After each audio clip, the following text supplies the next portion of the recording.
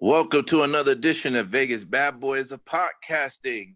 I'm your host, DJ Impact, and I got all of the bad boys here with us today. We got a really good three count for you, and we're going to get right into it. Our first one for tonight comes from two sites. One of them, denofgeek.com. And hey, don't look at me like that, Sin City Steve. In my personal favorite, Forbes. in my personal favorite, There it is. Forbes.com. Completely redeemed yourself. It's not Sportskeeda. Not Sportskeeda. So anyway, this topic really is talking about WWE and AEW still performing their shows while there are rising cases happening not only in the country but in Florida. Forbes just specifically talks about how there was an unnamed wrestler and he was lashing out against WWE's handling of COVID-19.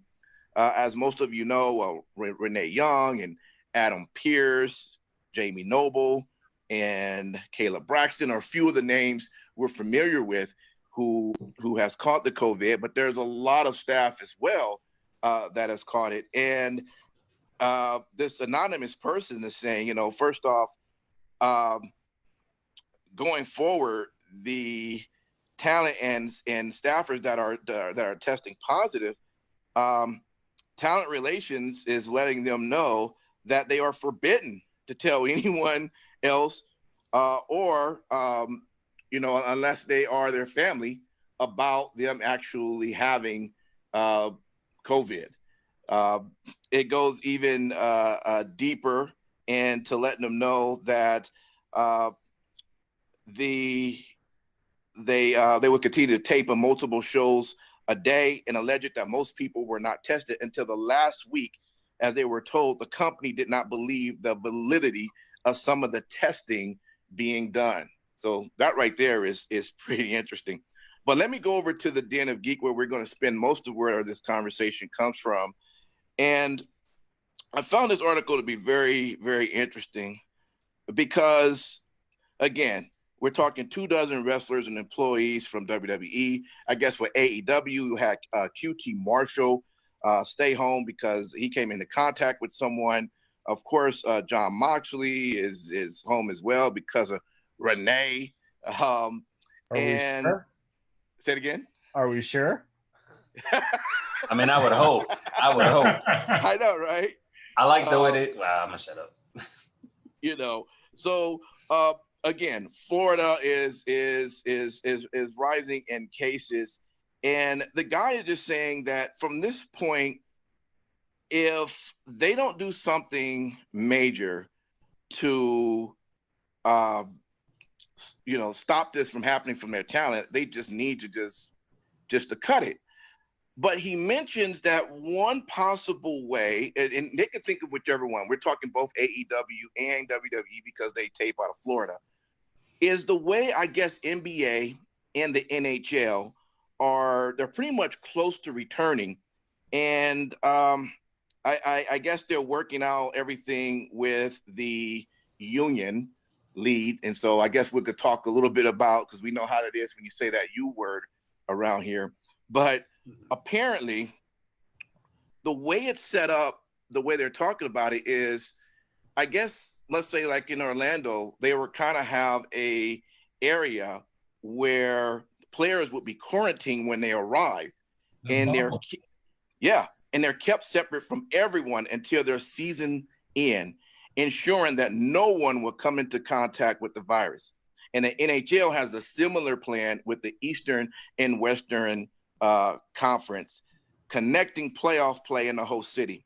So the players and coaches and staff would only be held at the team's hotel, which will be blocked off from all other outside guests. A practice rink and a game rink, again, essentially shutting the league off from the outside world to ensure no one comes in contact with the virus. So again, it might seem like that's a little extreme, guys, but that is one way how they are handling this to make sure they keep their players and staff and everyone protected. Really what it comes down to is, what do you guys think needs to happen going forward? Should they just pause this whole thing? Should they really consider doing with the NBA and NHL, even though we know it's going to cost a lot of money? Do we not think AEW or WWE have that? I don't know. Maybe they do. Maybe they don't. Who knows? Going forward, what do you think should happen? I was even thinking. I know they've already talked about how they tape some shows, like 2 or 3 shows, maybe a week in advance. Maybe it should be taped even longer. Maybe they can. And I know that gets a little iffy, right? Because something happens during the process that causes them to not be able to air that. I'm sure it can be preempted with some video or something, but if they can at least prolong it out, maybe shoot an entire week for a month, maybe that could help. I don't know, but something needs to be done. And I'm curious, Bad Boys, what do you think should happen? I'm going to go with you, King Lucky, because you're pretty good with this type of stuff. What would you like to see happen to protect the talent of the companies and the people who we enjoy watching? Well, first of all, I'm very thankful that they continued the entertainment through the last 3 months or whatever it's been of quarantine. But I will say that it's time to change course, right? Because you have reportedly close to a dozen or 2 dozen cases that have now come out, and you have confirmed talent. I would like to see them course correct and take a page out of the UFC's book. The UFC has been running shows now for the better part of 2 months, and with probably hundreds of fighters, and they've only had 2 tests come back positive. So I think I don't know why the WWE to start didn't do this testing. No, they weren't testing in the beginning. They're testing now. That doesn't matter though. You're coming off as if the UFC's been testing this whole time. The UFC has been testing this whole time since they came back. 2 months. Since they came back. Since they've won shows since this has started. Lucky, retroactively looking at this, when this first happened, the fact of the matter is if the WWE wasn't testing, it's because no one was fucking testing. No one could get tests. Yeah, there was no test to be had. You're just saying the last 2 months. Well, they've been testing the last 2 months, so they are doing what the UFC's doing. But this has been a spike, right? Did they have any cases before this? This is the first time we're hearing cases. Where have the UFC been? The last 2 months. So how long has the quarantine been going? Where are they? Where? They were out of Florida, and now they're in Las Vegas. So how long have they been testing the people since they've been in Vegas? Since the beginning. Since the beginning.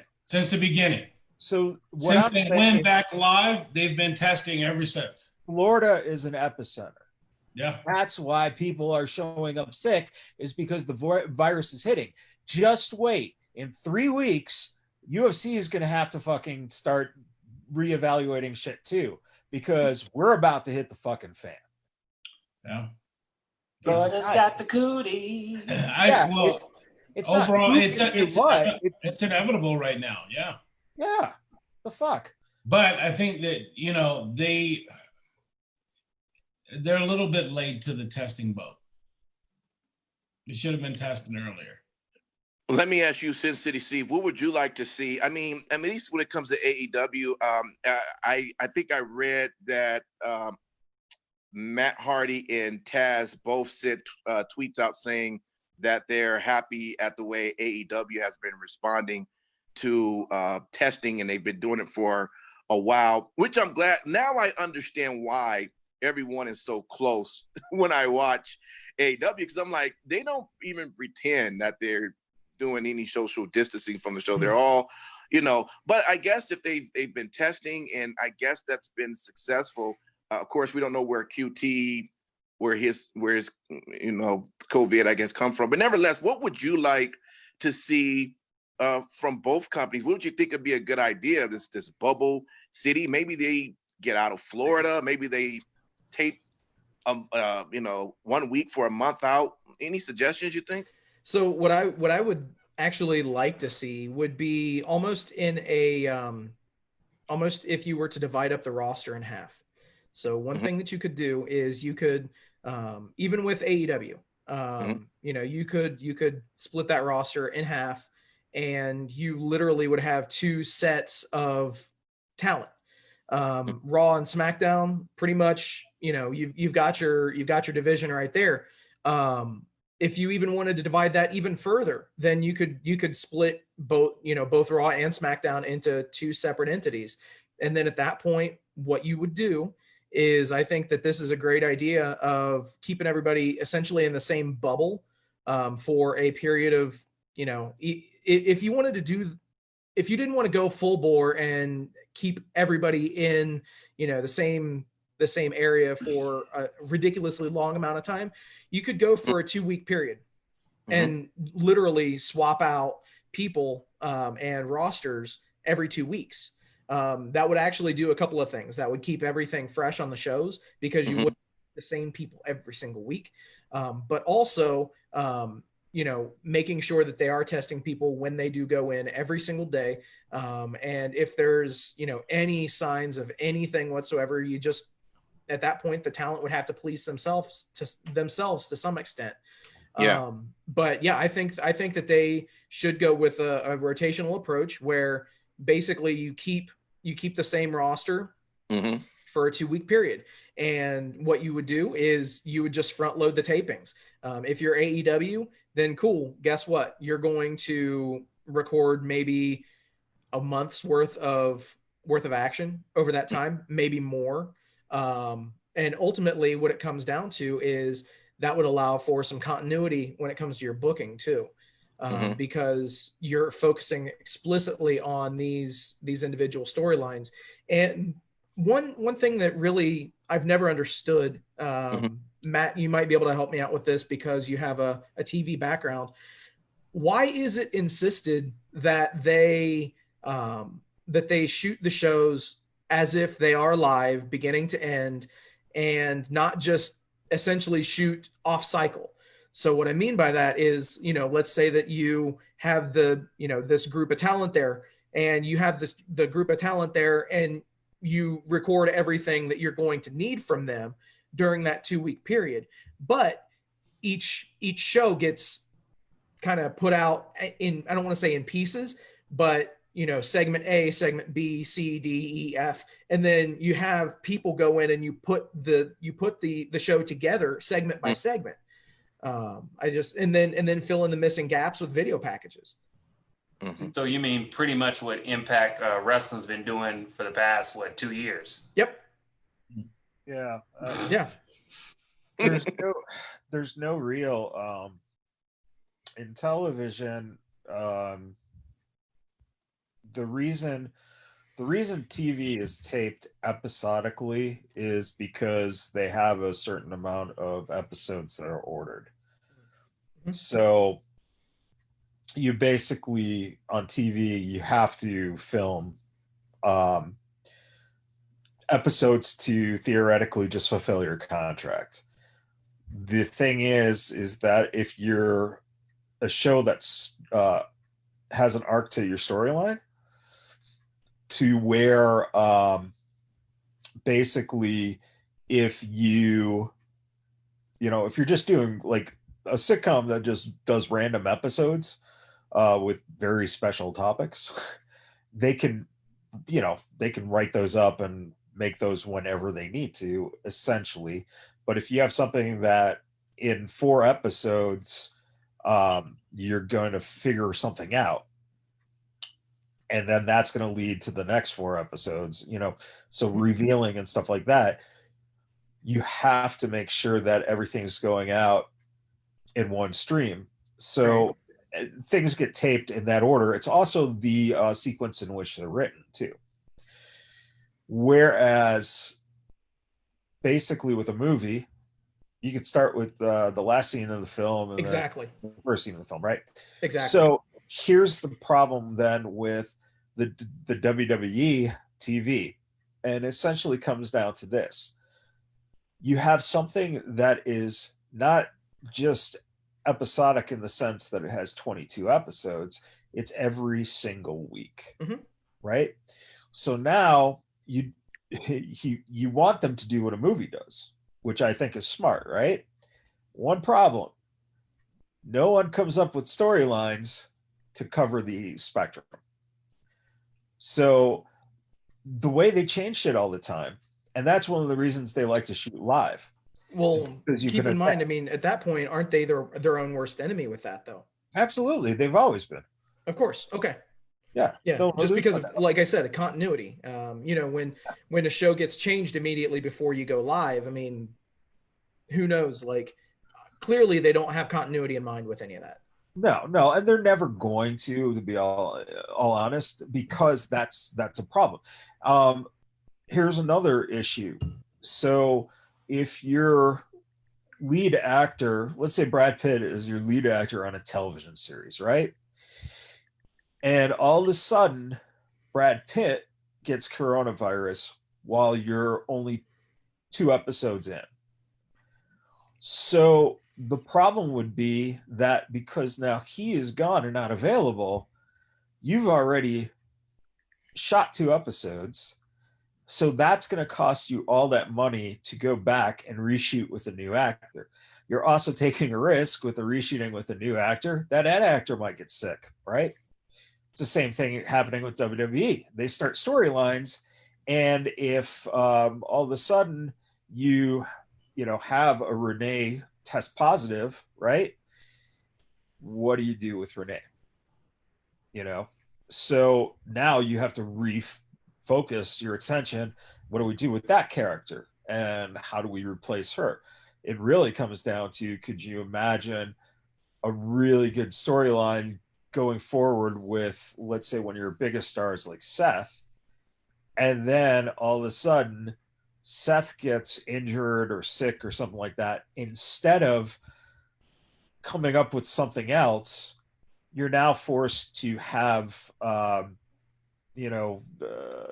someone who was in NXT come up and become Seth Rollins, like literally take over his role, because that's what you planned for when you wrote out all these scripts. So it is a double-edged sword. And listen, first of all, on this topic, I do have to say one thing. Go ahead. Mike McMahon is just fucking ridiculous. Yeah, 100%. I just don't. Whatever. You pick some winners sometimes, DJ, and this guy was a winner. But the truth of the matter is, he's talking about, okay, the NBA, baseball, hockey, football, all have fucking schedules. Their seasons end in a particular. It's not like basketball is coming back to play weekly with no end in sight for the rest of humanity. So next you go, well, they're going to be bubbled into this, it's just, they see this hotel and this restaurant, and this is how they do shower in the hotel, not at the locker rooms, blah, blah, blah. That's fucking fine and dandy. And they'll be away from their houses and their families for 2 months. Okay. Wrestlers, you're now going to lock them away from their families for this time? It's fucking absurd. It makes no sense. Steve's answer is the best answer. You rotate on whatever the quarantine is. So if it's 14 days in, 14 days out, rotate. You already have a dividing show, SmackDown and Raw. You could easily, tape fresh episodes of Raw while the taped episodes of SmackDown are airing, and just kind of have that cycle going through. But in the end, the truth is, almost everyone, if we don't have this now, we will have this at some point. And whether you're actively feeling symptoms of it or actually are sick from it, you're trying to prevent the taping of this stuff and still continue doing it. And the fact of the matter is, if you're going to do that, then you do take the risk. And everyone, he used this whole thing about, well, how those leagues have unions. Yeah. And the fact of the matter is that no one is holding a fucking gun to anyone's head who works for any of these companies in wrestling. So this is your profession. You've chosen this, unless you were, El Gigante, right? You chose this. You didn't get thrown into it. So the fact of the matter is that you know what the risks you're taking are. The wrestler has the same chance of being paralyzed or dead from what they do in the ring from the same type of thing of catching coronavirus. It's a risk. And what are you going to fucking do, Mr. Mike McMahon of whatever organization you're with? denofgeek.com. Well, look, I think he was just mentioning the talks that they were having as a suggestion, but I don't think he was saying that was the only option. I think he was saying that they need to think of something. He ended the fucking thing by basically saying that these guys work for a billionaire tyrant. He had a point. He did. He had a real focus, and that was, fuck you, McMahon. If these guys can do it, why can't you? Well, again, because these guys aren't doing it every fucking week, providing entertainment that King Lucky graciously said he enjoyed. So if they stop doing this, we have to listen to his ass complain for fucking weeks on end about how there's no wrestling. That's right. right. Amen. Well, Simon Street, with that, let me let you go. Do you have anything you wanted to add from what you read or heard us talking about with this topic? Well, no, y'all guys said everything I was gonna say. Next. That was a Matt Michaels move. Yeah, totally. Okay. What drink first? Well, I'll tell you what, I'm going to give you the first one on this one, Simon Street, because this should be a fun one. Let's go to our second topic. The Impact Wrestling title. Is it cursed? Well, let's talk about it. From eWrestlingNews.com, he throws it out there. It seems like when it comes to this championship, it just rapidly moves from person to person for whatever reason that seems to happen that just causes it to just not pan out the way that it should. And we're not going to go through all the reasons of why it moved from person to person, but let's just mention the years and the person who had it. 2015 to 2016, you had Ethan Carter III and Matt Hardy. You had Drew Galloway at 2016. You had Lashley 2016, 2017. Alberto El Patron 2017. Eli Drake 2017 to 2018. Austin Aries 2018. Pentagon Jr. 2018. Johnny Impact 2019. Brian Cage 2019. And Tessa Blanchard 2020. And again, his conclusion is that, he believes, hey, the company needs to find company guys for Impact World Heavyweight Champions, right? They need to know their wrestlers would dedicate their lives to the promotion.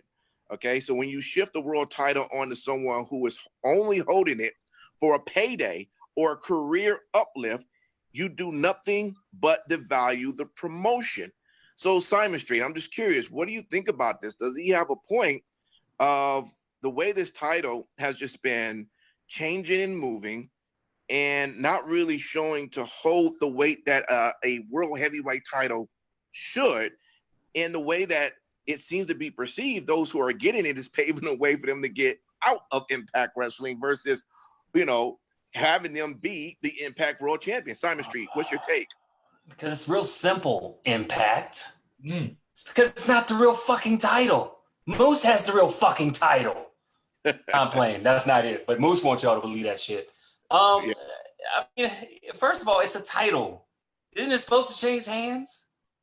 I don't understand. You really did pick another one, or maybe just me. I kind of feel like, yeah, there's some merit to what he's saying, but for the most part, I mean, yeah, it changed hands a whole bunch of times. You know, I'm going to start. What a title does. I'm going to start letting you guys who talk about the subjects I pick. You're going to pick the subject. You're going to host it. You're going to talk it. You're going to do it all. Don't get testy. Don't get testy. We're live right now. Let's just pretend like we're going to go along with it and try to make up something as to why we think, is he right? You think the title's cursed or not? I mean, he made a lot of points as to why you think it is. I think that could be the best thing for the Impact title. If they spin it like it's cursed. In fact, let me pass this baton over to Smarkavelli, who is great. Let's put it in the Smart machine so he can go ahead and fantasy book this motherfucker. All right. I actually do like your idea, but to me, their core issue, and I've been watching, I had tuned out for a while, right? I had been there for part of the older period of when they were going. But to me, part of their issue is they don't really build stars. They always rely on bringing people in. And that to me is a big problem. Now they are starting, kind of to move away from that. But now you're still talking about, we got all these free agents we've signed in and stuff like that. The one thing is that I look at Impact Wrestling and I see a senior citizen wrestling on Impact Wrestling. Nothing wrong with senior citizens, but they are not the future of wrestling. Why are they wrestling on a spot where somebody else that's coming up, that's just scratching and clawing for a spot? Who are you talking about? Deserves it. The guy maybe 4 or 5 years, or 2 or 3 months ago that was on the show. But he's like 70-something years old. Didn't ROH do that? I thought. Are you talking about? PLC? No. He was on Impact Wrestling. Tommy Dreamer brought him in, and he wrestled a match. He's like 75 years old. Oh. So that. But what was his story? I don't know. I mean, honestly, I'm asking. Yeah. So I don't have access. He wrestles. He was in the service. He wrestles like, on the indie scene, but he legitimately looked older than any other wrestler you've seen on TV. He was like 70-something years old. He was balding. He only had this part going for him. Like, why do you waste? Oh, he brought Hogan in? That's what I was thinking in the first place. Yeah, no, it wasn't Hogan. But, and then you look at, nothing wrong with Swinger. Okay, the guy is entertaining, but he's also taking a spot from a younger talent. So to me, it's more of they need to invest in building stars. First off, it was a one-off with Dreamer, right? Guy was just there for he wrestled once. Okay, so it was something obviously that he was doing for the guy, and there's probably more to the story that we don't know. But because Dreamer is that type of guy. But it's funny you brought up Swinger. Because what you're saying here is that he should step aside to let a younger guy come up. But what is he doing right now? He is bringing along. Yes, I do get He's that. He's playing his role, brother. Huh? He's playing his role. Yeah. But at the end of the day, WWE does the same shit anyways. You have to have them. That's the point. Yeah. Oh yeah. You have to have more established names put over guys to give them some shine as they're coming up. But I think what I'm hearing you say, Lucky, and you can correct me if I'm wrong, is that you'd like to see a better cultivation process of, creating a new star who typically will be younger in age, and you see their journey through Impact as they climb the ladder, and eventually they get Impact champion, and then that's your guy. Yeah. Okay, makes sense. Let me ask you, Sin City Steve. The author has says He said the only two who remain loyal to the company are Eddie Edwards and Sami Callihan. Let them battle over the world championship because we know they have the chemistry and they deserve it. What, you know, and that was out of the list of names that I guess we went through. I don't think Callahan, I don't think he named him, but what would you take on that? Eddie Edwards and Callahan didn't get named because they're still with the company. Right. So what do you think about that? If, having them? Yeah, I mean, so obviously loyalty should count for something without a doubt, right? At the end of the day, I feel like as if they they put the title on people that they needed to put the title on at that time. I legitimately think that putting the belt on Tessa and building up that storyline, I think that was expert done. Just masterclass stuff there. I mean, if you look back through this stuff, I mean, Brian Cage, Pentagon, Austin Aries, Eli Drake. I mean, these guys, they weren't necessarily homegrown, TNA originals, but they were who needed to hold the title at that time, in my opinion. It's one of those things where I don't really second guess very many of the booking decisions since we've been in the Anthem era with Impact. It's consistent, and they've done the best possible job that they can to chart the unstable waters that they've gone through. This article proves it. They've lost their world champion so many times, just in the last couple of years, and the belt is cursed. I would love for them to build that into a storyline. But yeah, I think that they have done the best job that they possibly can, treading water and weathering the storm through this stuff. So let me ask you, Matt Michaels, and let's just go along with it. Don't beat me up. But we do believe the title is cursed, but let's just play with this, right? How about this as an idea? Although the TNA World Heavyweight Championship isn't real, okay, we know that. It's real. But being that Moose is doing such a great job representing and defending this title, is it possible? Can something be there? I mean, yes, we still have the Impact Championship belt, but is there still something there having the TNA that can maybe help even boost someone else to? I know we're going to talk later on about the wrestling shows in the next segment, but I know Crazy Steve had a segment on Impact Wrestling this week that he had said, I'm going to wrestle you next week for the fake real title. Is there something there that can maybe help build somebody to a level that, even though they're still not, it still looks like they are? I mean, what do you see something there with that? So the problem is that what you're essentially trying to do right now, you have, first of all, it's something for Moose to do. Okay. Right. True. So one of the reasons it plays well is because he plays it with a straight face. Yeah. But it's comedic, right? Yeah. So the problem you run into is that if you use the title to elevate someone, now the title has to have an actual meaning to it. So right. Now it becomes just another title. Whereas here, it's the element of the storyline that this guy is totally delusional in thinking this is an actual championship because he doesn't have a real one. Right. Exactly. Yeah. So I think it's just tougher to then have, you're trying to make wrestlers off of a title that isn't active. No, I understand that. I was thinking maybe. Say again, something. Unless you do make it active. Got you. Okay. I was going to say something that King Lucky would be very proud of.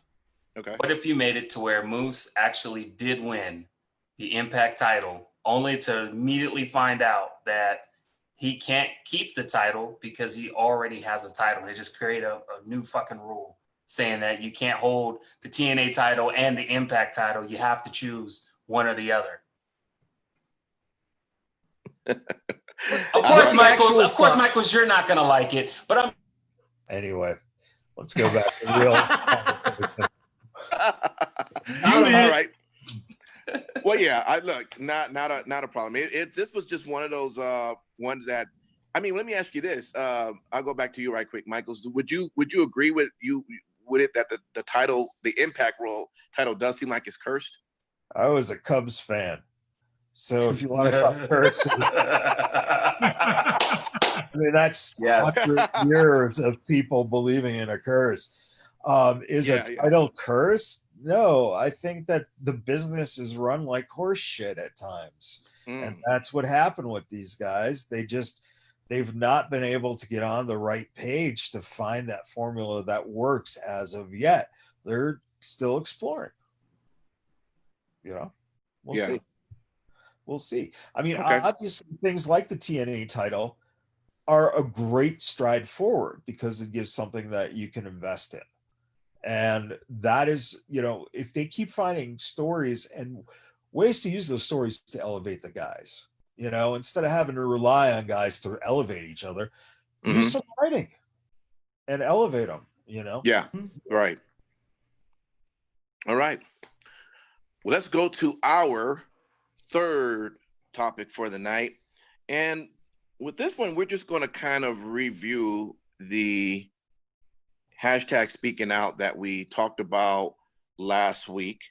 And we want to thank everyone for definitely listening and downloading last week's episode. It was, we got a lot of really good reviews on that.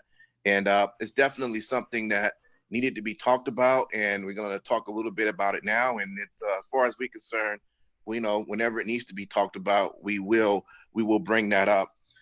So we're just gonna take a look back and kind of see just within a week what's our take on what we've seen happen. But I found this to be pretty interesting. This is from Patch.com, and it was titled "Abuse Allegations Led to Shutdown of the Pro Wrestling Group." I'm just going to read a little bit of that.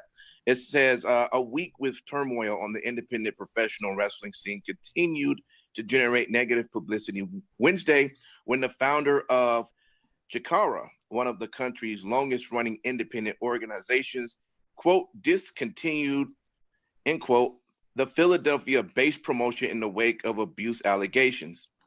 Michael Spillane, known professionally as Mike Quackenbush, announced his decision to end Chikara, as well as resigning as head trainer of its school, the Wrestle Factory, on Twitter Wednesday, after many of the promotion's top performers announced they were separating themselves from the organization following accusations of sexual abuse, as well as racist and homophobic comments.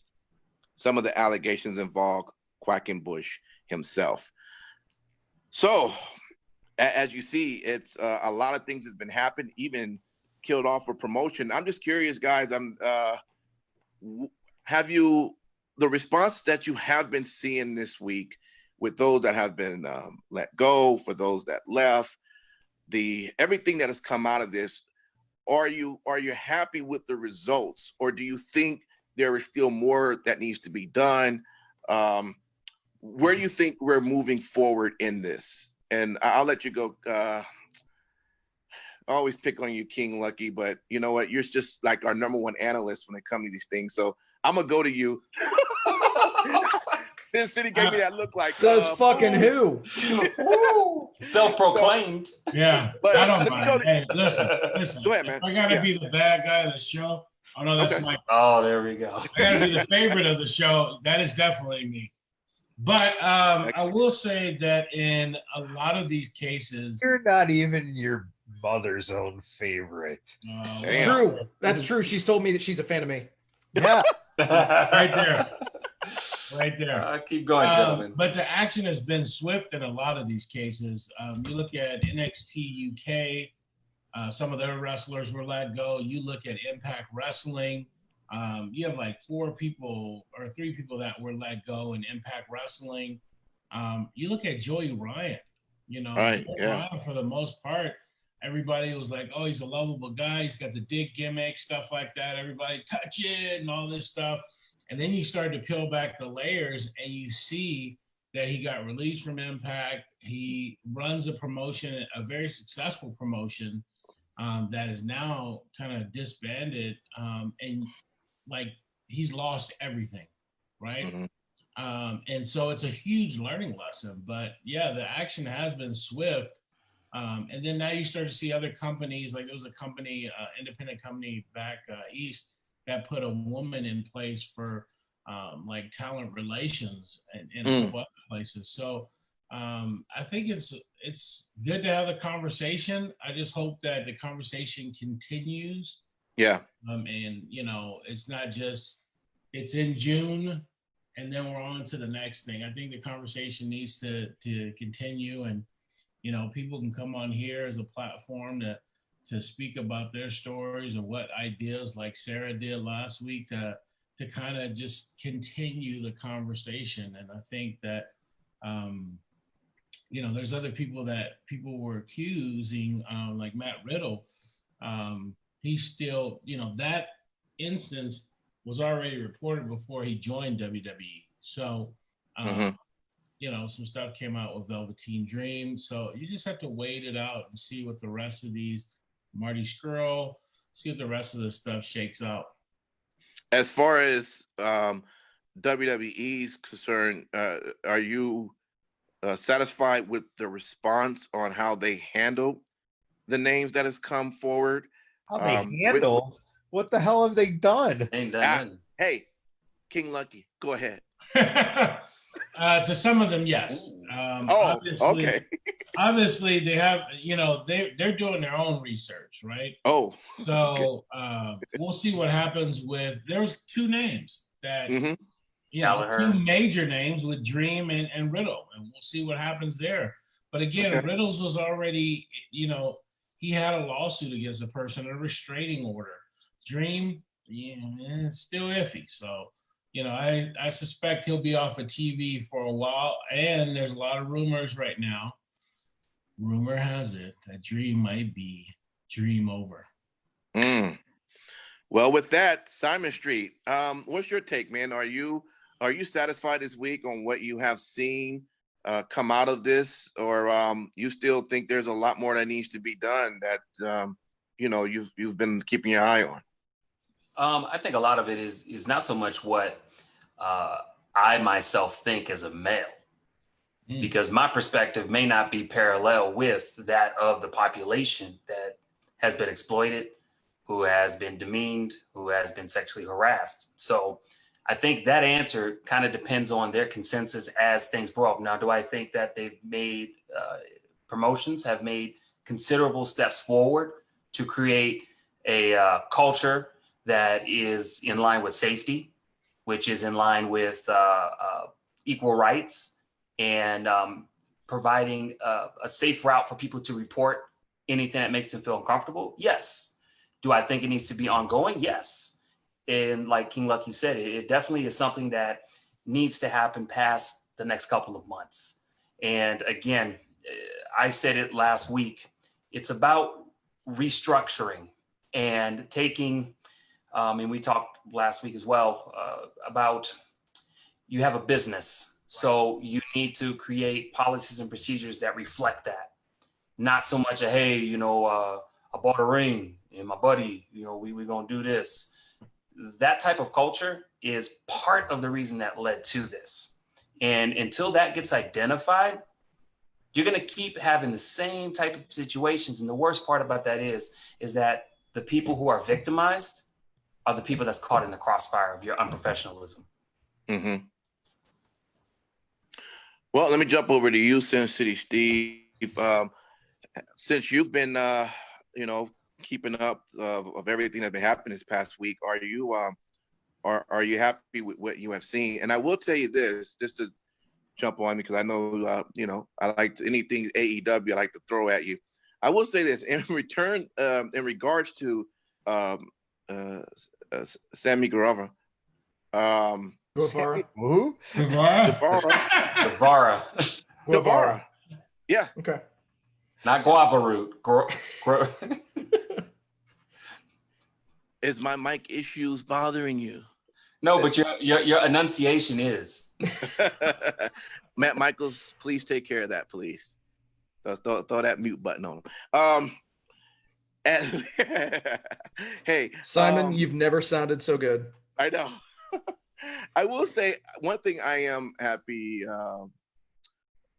that I saw that he did was he reached out to Sasha Banks for the comment he made. Yeah. I read they had a discussion, and she was able to explain to him how that hurt her and how that can hurt others. He was very apologetic about it. It looked like he went on his Twitter, he went on YouTube. I like the fact that he did reach out, and a lot of this, that a lot of people's been exposed. They've been running, they've been deleting accounts. Yep. They're just ignoring. I do give Tammy his props for that, and I'm not going to make any excuse for what he did. It was absolutely stupid. Yeah. But it looked like he is on the right path, and I think what AEW doing, it seems like it's something that I think is going to be positive for him if he comes through this the way that they're expecting it to. I believe it's sensitivity training and different things like that. But just that initial move of reaching out to her, I did enjoy. But let me just ask you, what's your take, maybe if you want to speak on that, but just what you've seen in general over this entire week? Are you happy with what you've seen? More improvements or not enough?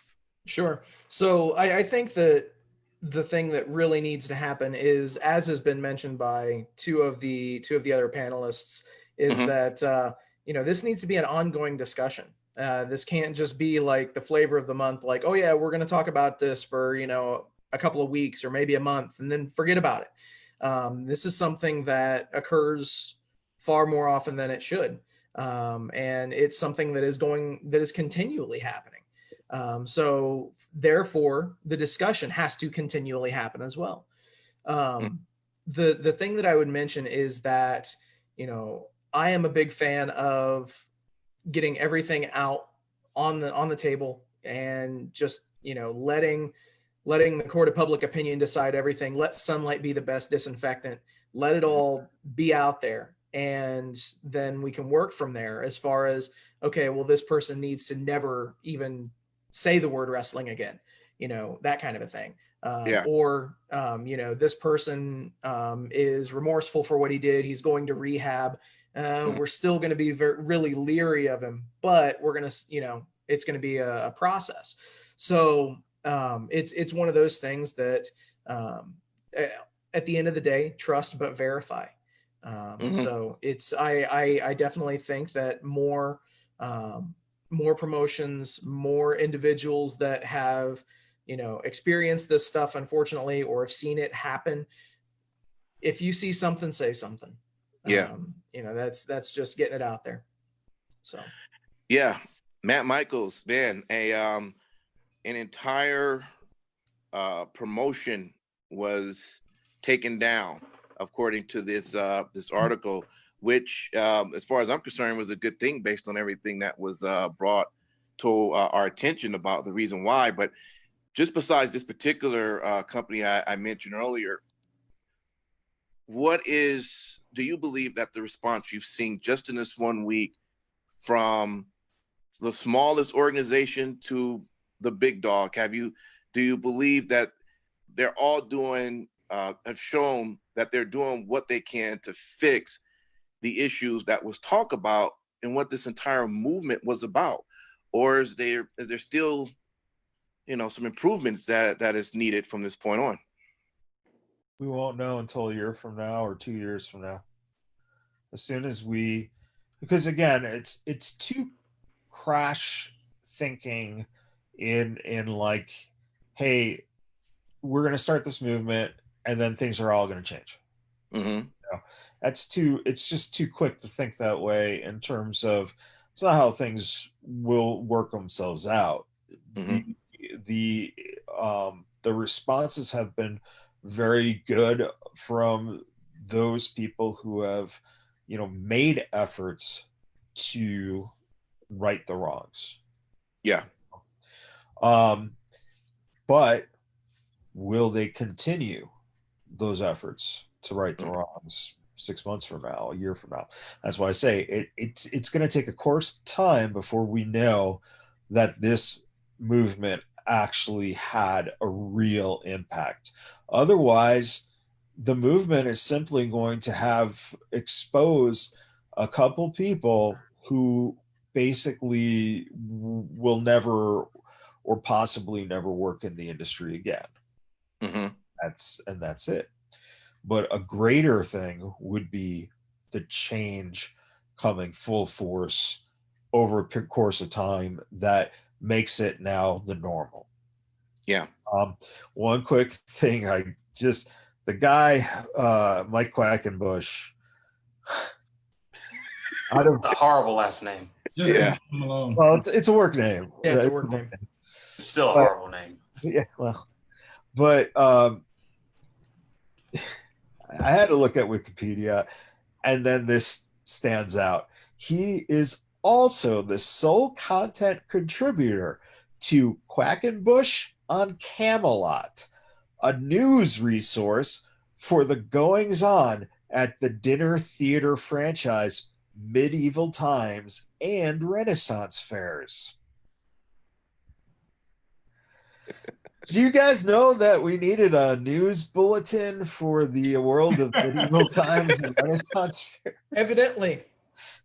So, ain't that where you get your news from? Well, I'm surprised it comes straight from BJ's. From Forbes.com. But, you know.